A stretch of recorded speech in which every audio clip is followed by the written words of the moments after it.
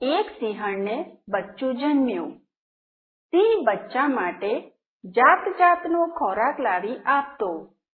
સિંહણ બચ્ચાને જીવની જેમ જાળવતી. એક વખત સિંહ વનમાં ફરી રહ્યો હતો. શિકારની શોધમાં હતો, પરંતુ કોઈ પ્રાણી ન દેખાતા તે એક ઝાડ નીચે હતાશ થઈને બેઠો હતો.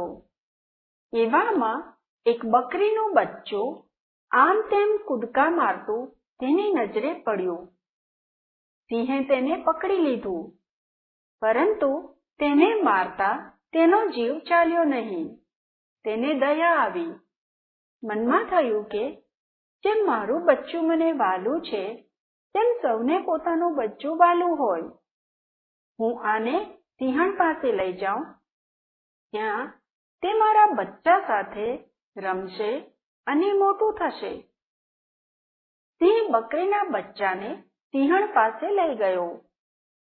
સિંહણ લવારું જોઈને નવાઈ પામી. તેણે સિંહને પૂછ્યું, આ બકરીનું જીવતું બચ્ચું કેમ લાવ્યા? શું તે આપણો શિકાર નથી?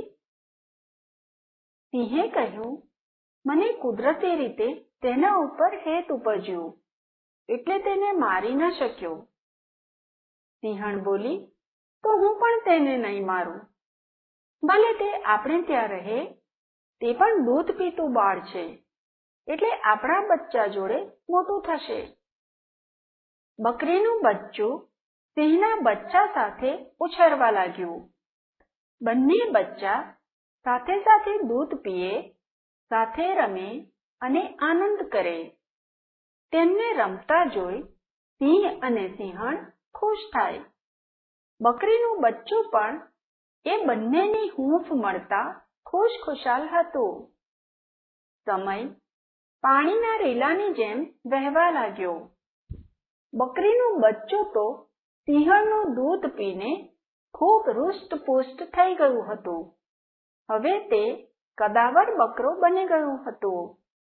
તેની આગળ સિંહનું બચ્ચું પણ નાનું લાગતું હતું. સિંહણ આ પોતે ઉછેરેલા બકરાને મોટીઓ કહેતી અને પોતાના બચ્ચાને નાનીઓ. સિંહણનું બચ્ચું બકરીના બચ્ચાને મોટાભાઈ તરીકે માન આપતું હતું. હવે આગળ શું થશે? એક વખત નાનીઓ અને મોટીઓ રમત રમતમાં એવી જગ્યાએ પહોંચી ગયા જ્યાં ઘણા હાથી હતા. હાથીઓને જોઈને સિંહનું બચ્ચું જનૂની બની ગયું. તે ઘુરકતું હાથી સામે જવા લાગ્યું. એટલે બકરો કહેવા લાગ્યો, અરે મૂર્ખ, તું વળી બળિયા સાથે બાથ ભીડવા ક્યાં તૈયાર થયો? આ હાથીઓ તો મોટા મોટા વૃક્ષોને ઉખેડી નાખે તેવા હોય છે. તેની આગળ આપણું શું ગજું? માટે ઓ નાનિયા, પાછો ફર. સિંહનું બચ્ચું બકરાનો મોટાભાઈ તરીકે આદર રાખતું હતું, તેથી તેણે આજ્ઞાનો અનાદર કર્યો નહીં. તરત જ તે પાછું ફર્યું. પછી બંને ઘરે આવ્યા. સિંહણે કહ્યું, તમે અત્યાર સુધી ક્યાં હતા? ક્યારની હું તમારી રાહ જોતી હતી. મોઢિયો બોલ્યો, માં, રમતમાં અમે જરા દૂર નીકળી ગયા હતા. એ તો સારું થયું કે મને સારી બુદ્ધિ સૂજી, નહીતર આજે તો મારા ભાઈનો ભૂક્કો બોલી જવાનો હતો. આ સાંભળી સિંહણ ચોંકી ગઈ. તેણે બકરાને પૂછ્યું, બેટા, કઈ ચોખવટથી વાત કર. ક્યાં ફસાઈ ગયા હતા તમે? બકરાએ કહ્યું, માં, એક ઠેકાણે હાથીઓ જોઈને મારો ભાઈ ખૂબ ઉશ્કેરાઈ ગયો હતો. તે હાથીને મારવા માટે સામે ધસી જતો હતો, પણ મેં તેને રોક્યો. તે મારી વાત માની ગયો, નહીતર હાથીઓએ તેને મારી નાખ્યો હોત. માં, મેં સારું કર્યું ને?